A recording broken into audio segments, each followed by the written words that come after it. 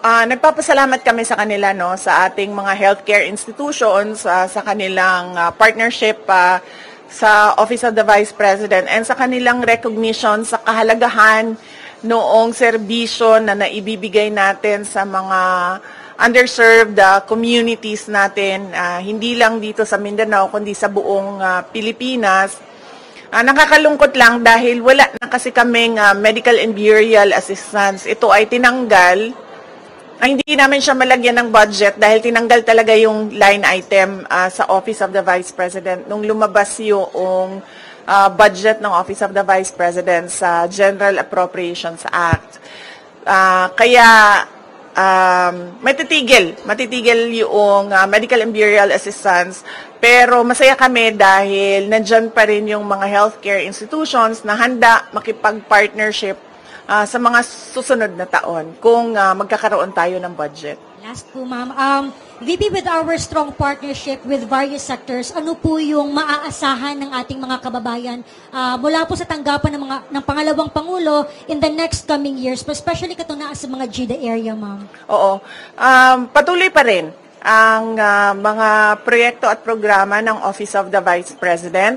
Nawala lang yung medical and burial assistance at nawala yung feeding program natin, ang Pansarap feeding program natin dahil hindi na talaga namin ma-stretch yung budget na inilaan para sa Office of the Vice President. Pero lahat ng ibang pang mga budget, lahat ng iba pang mga proyekto kung nakikita nyo, ay tutuloy pa rin sila.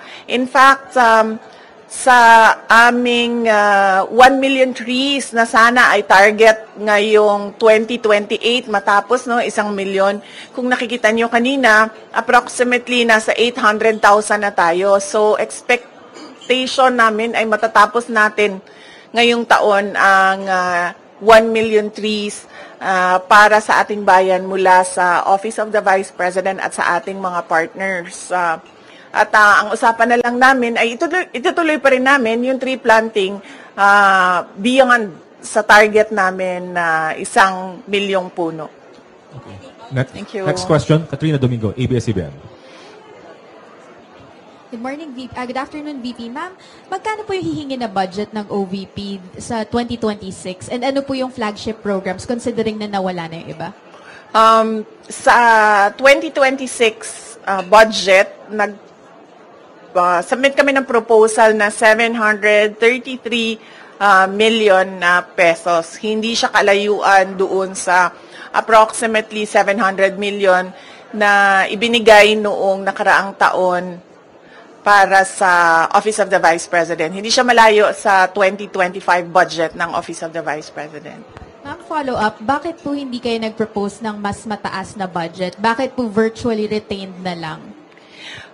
Dahil inaasahan ko naman na hindi ibibigay yung budget ng Office of the Vice President. Dahil nga, hindi naman kami kaalyado ng administrasyon. At nakita na natin yon noong nakaraang taon na syempre kung hindi ka sumusunod, hindi ka kaalyado, ay hindi ka mabibigyan ng pondo para sa mga proyekto ng opisina mo. Kaya nagdesisyon ako na kung ano yung budget na ibinigay ngayong taon na ito, ay yun din yung budget. Naglagay lang kami ng konti para sa inflation, yun din yung budget para sa susunod na taon dahil ayaw kong napapahiya at pinapahiya yung mga ibang personnel ng Office of the Vice President, lalong-lalo na kapag nandun na sila sa House of Representatives or sa Senate na nakaharap yung ating mga miyembro ng Kongreso. Last follow-up on this topic lang. Ma'am, haharap pa rin po ba kayo sa budget panel given na hindi naman po kayo nang hihingi ng additional funds for next year? Ang Office of the Vice President? Oo. Ako hindi pa kasi hindi naman namin alam kung kailan yung schedule. Wala pang ibinigay na schedule para sa Office of the Vice President sa mga hearings, no? So mahirap sumagot kapag hindi natin nakikita kung may conflict yung schedule, but definitely haharap yung Office of the Vice President sa pagsumite ng budget namin. At yun. Next question, Arjun Relator, GMA News. Fine Buntag, VP. Ma'am, with a slim margin, ma'am, with the proposed ninyo na 2026 budget with 2025, meaning po ba na retained lahat yung mga programs and project na ipapatupad next year? At paano po yung nangyari dun sa mga partners natin, dun sa mga slashed or reduced programs with 2025, ma'am? Oo, yung mga partners natin sa MAB at sa Pansarap ay nabigyan na sila ng abiso, no, na wala na budget yung medical and burial assistance at wala na rin yung budget ang Pansarap. So, i-discontinue na namin yung project at yung partnership sa kanila. Follow up. So, expected, ma'am, na for next year, the same projects pa rin yung ipapatupad ng OVP. Wala nang may dadagdag po. Yes, oo. Wala kaming madagdag na projects for 2026. Tutuloy pa rin lahat nung nakita nyo, maliban lang sa Pansarap tsaka sa medical and burial assistance. Thank you, ma'am. Any other questions on this matter? Ma'am, any question? Good morning po, Ma'am VP. Ang question ko po ay may kinalaman po sa case po ni former President Duterte. Any other questions with the institutional topic? None? So, let's move with the next topic. Kat, you have the next topic. Yeah. Ma'am, you earlier mentioned in an interview na you are... Ma'am, para iterate na lang yung comment nyo regarding the call for some senator judges to inhibit, specifically those daw po na who you endorsed in the 2025 midterm elections. Okay. Hindi kasi tayo pwede magpa-inhibit ng mga tao, ng mga senators. Hindi kasi tayo pwede magpa-inhibit ng mga senator judges based on bias. Dahil ang posisyon lang naman ng isang tao is you are for or against. Inday Sara, no? Kung ganun ang ating basehan sa inhibition, ay dapat din natin ipa-inhibit ang mga senators na meron ding bias against Sara Duterte, no? Tulad na lang ni Senator Risa Ontiveros na in a public speech, sinabi niya na kailangan talaga ano ba term na ginamit? Kailangan burahin or kailangan wasakin, kailangan sirain, gibain ang pamilyang Duterte. So kung ganon, na magpa-inhibit tayo based on bias, ay madaming senators ang ipapa-inhibit for or against Sara Duterte. Kaya sinasabi ko, ibigay na natin yung benefit of a doubt dyan sa ating mga senator judges na gagawin nila ang trabaho nila ng patas according to sa sinumpaan nila as senator judges. Follow-up question. The Makati Business Club and other business groups are urging the Senate to continue your impeachment trial, to convene your impeachment trial. Sabi nila, it will show accountability, it will boost investor confidence. Your response to that call of the business sector? Kahit nandyan o wala yung impeachment, wala na talagang investor confidence dito sa ating bayan. Kung nakikita nyo, bagsak ang foreign direct investment sa ating bayan, no? Kaya wag nila ako gawing rason kung bakit pangit ang takbo ng ating ekonomiya ngayon sa ating bayan. At saka, this is not accountability because impeachment, dalawa lang yung penalties dyan. Removal from office, tsaka perpetual disqualification from government service. Walang penalties dyan dahil walang kaso dyan. Ang impeachment ay removal process ng isang impeachable officers. Kung gusto talaga nila ng accountability, ay mag-file ng mga kaso dyan sa mga korte. Alam naman natin at alam naman nila na yung mga pirma ng mga congressman, unang-una, hindi nila binasa yung articles of impeachment. Pangalawa, marami sa kanila ang tumanggap ng budget o pera kapalit ng kanilang signatures. In fact, madami sa kanila ang umamin na may kapalit yung kanilang pagpirma doon sa articles of impeachment. So if we are to talk about accountability by business groups, dapat questionin din natin kung paano ginawa yung articles of impeachment at paano pinasa yung articles of impeachment papunta doon sa Senado. Okay. Any more questions regarding the impeachment matter? Sir?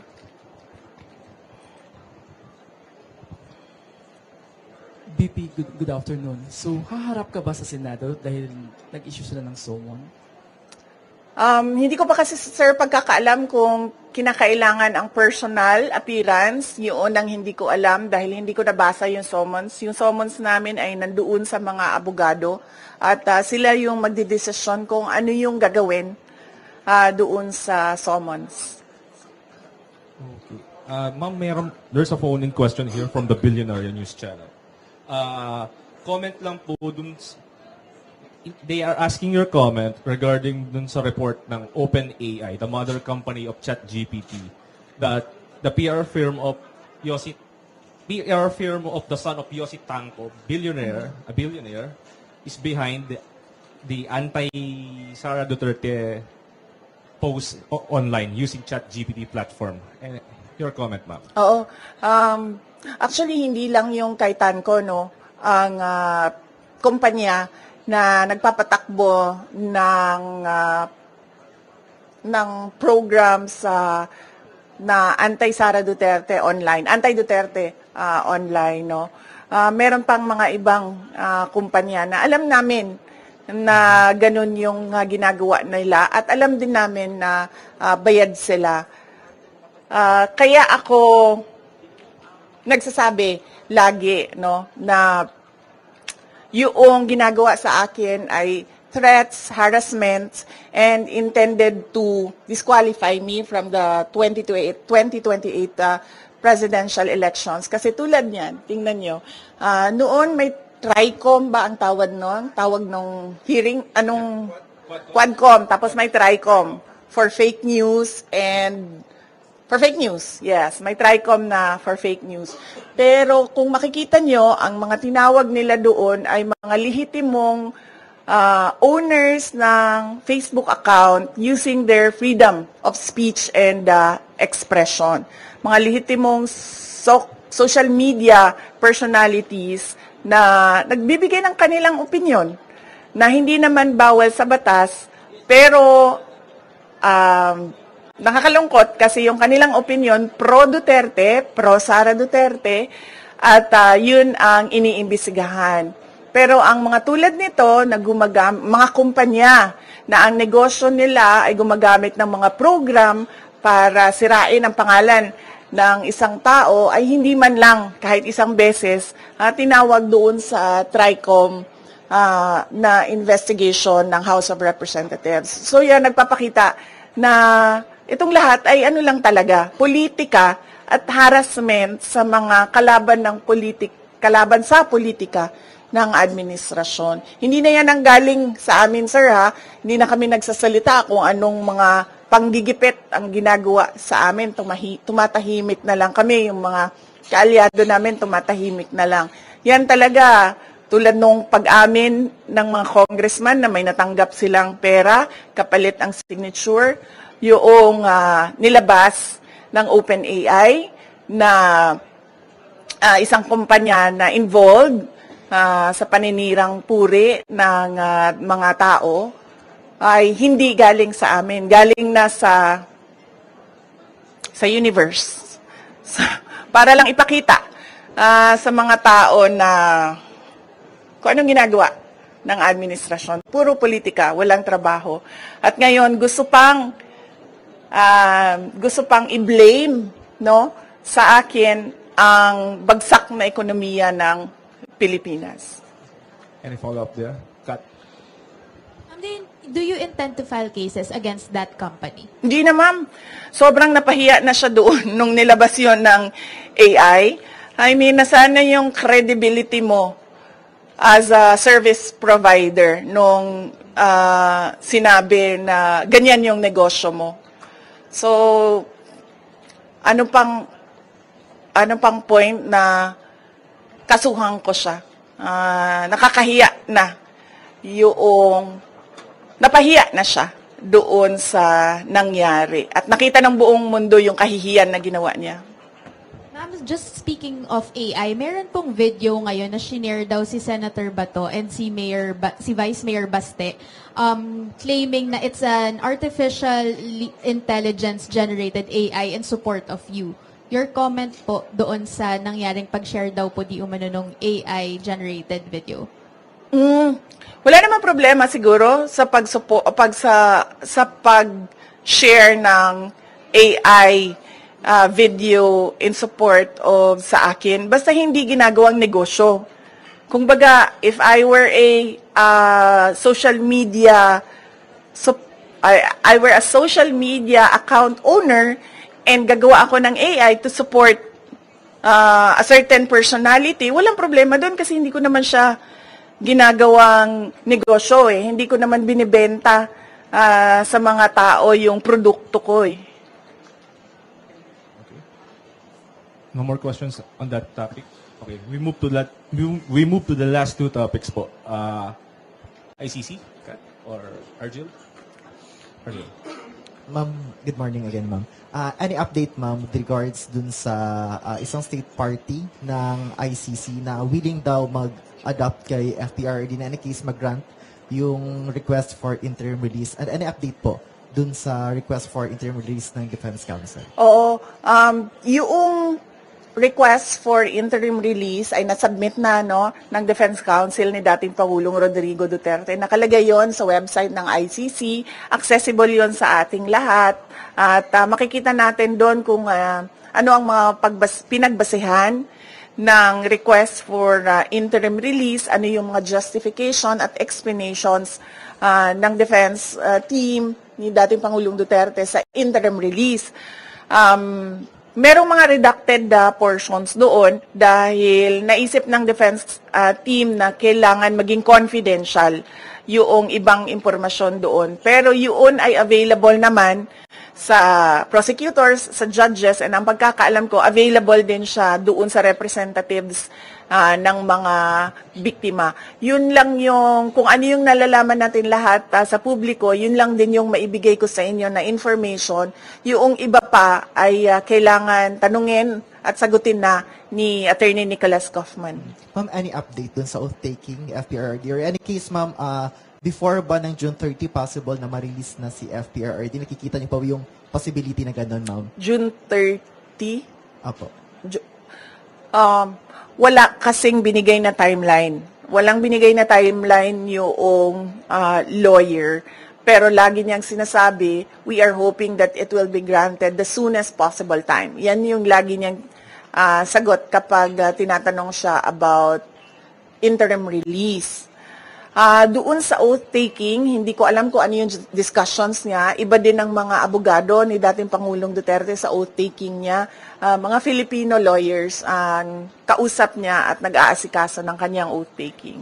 Ma'am, you have any idea dun sa non-filing daw po ni FPRRD nung kanyang source sa COMELEC? Baka may discussion kayo with the local lawyers niya po. Ang pagkakaalam ko ay kailangan ng oath yun.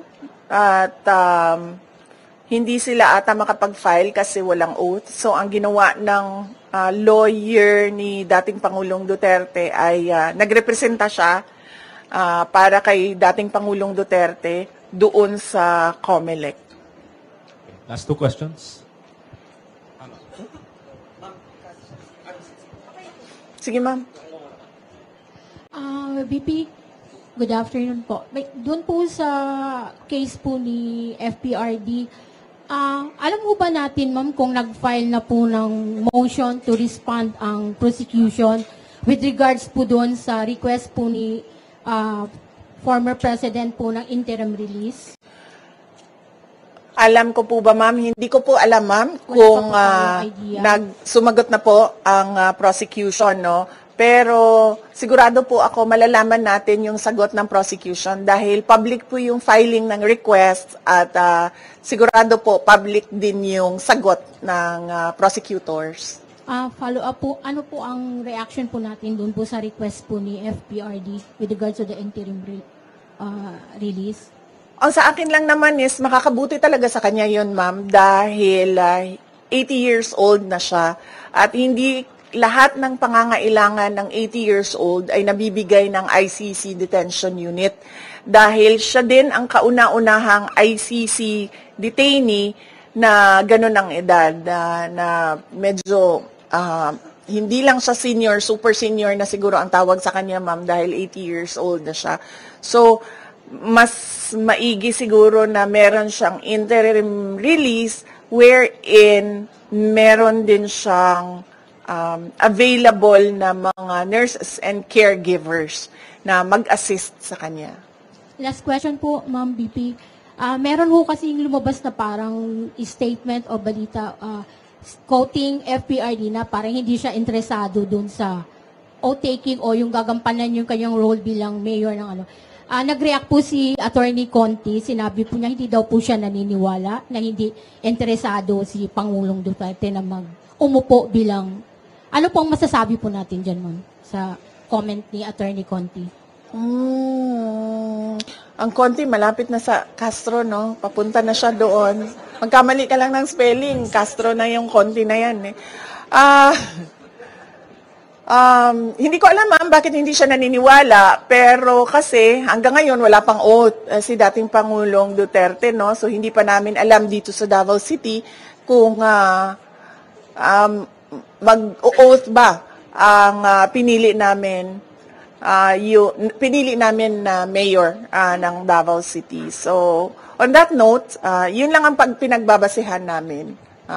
Sa ngayon, hindi siya uupo kasi wala pa siyang oath. Antayin natin siguro until June 30 kung may oath o wala si dating Pangulong Duterte. Next question, Ms. Ruth. Okay, thank you, sir. VP, nagkausap na ba kayo ni Attorney Guanzon? Kasi parang sa mga post kasi niya, she's very willing to act as your spokesperson. Yes, oo. Nag-comment na rin ako na nagpapasalamat ako sa pagtulong at suporta ni Attorney Rowena Guanzon. Pero sa ngayon kasi kung napansin niyo, walang spokesperson ng Office of the Vice President o kahit ako man. Kaya hindi ko rin masagot yung tanong about sa spokesperson dahil matagal na kami walang spokesperson at hindi na papag-usapan sa Office of the Vice President ang magkaroon ng spokesperson. Thank you, ma'am. Second po, si Mayor Baste, inappoint siya as president ng PDP Laban. Napag-usapan ba sa family, VP?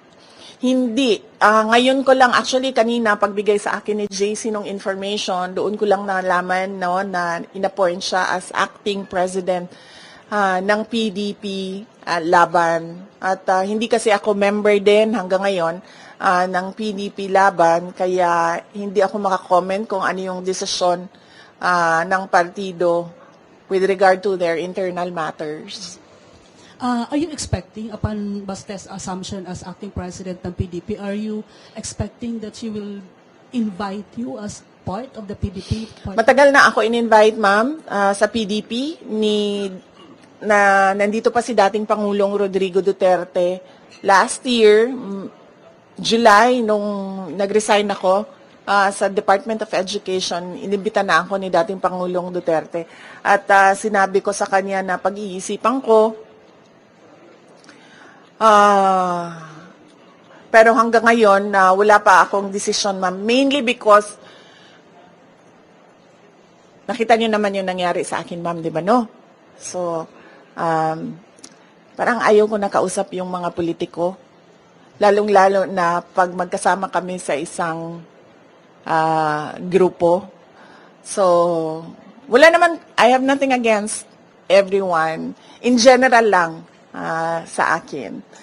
At mas gusto ko yung ganito ako, yung sinasabi ko lagi na I'm single and ready to mingle in terms of politics. Kesa sa yung nakatali ka sa loob ng isang grupo. So, Hanggang ngayon, ma'am, wala pa akong desisyon kung papasok ako ng PDP. Last question, Kat. Ma'am, take us through the process lang nung pag-select nung third country that will host former President Duterte should the interim release be given. Ano po yung considerations na tinake for you to pick which country? Hindi ko alam eh.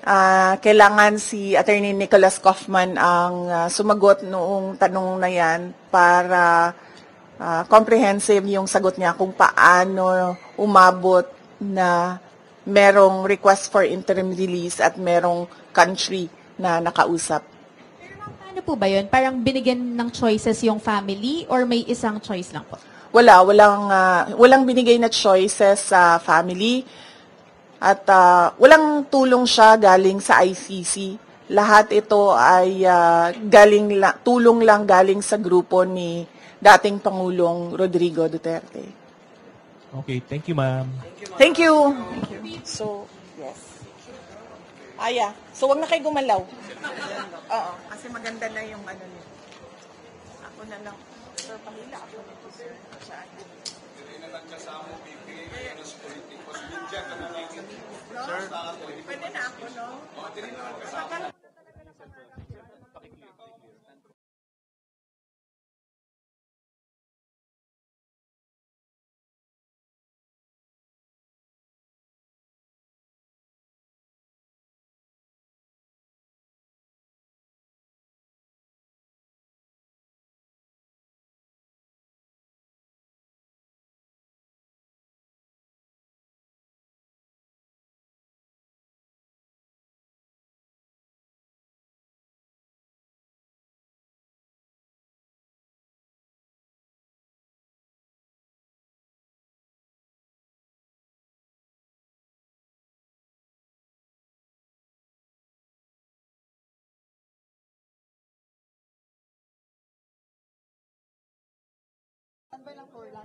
Lunch na po. Daghang salamat po.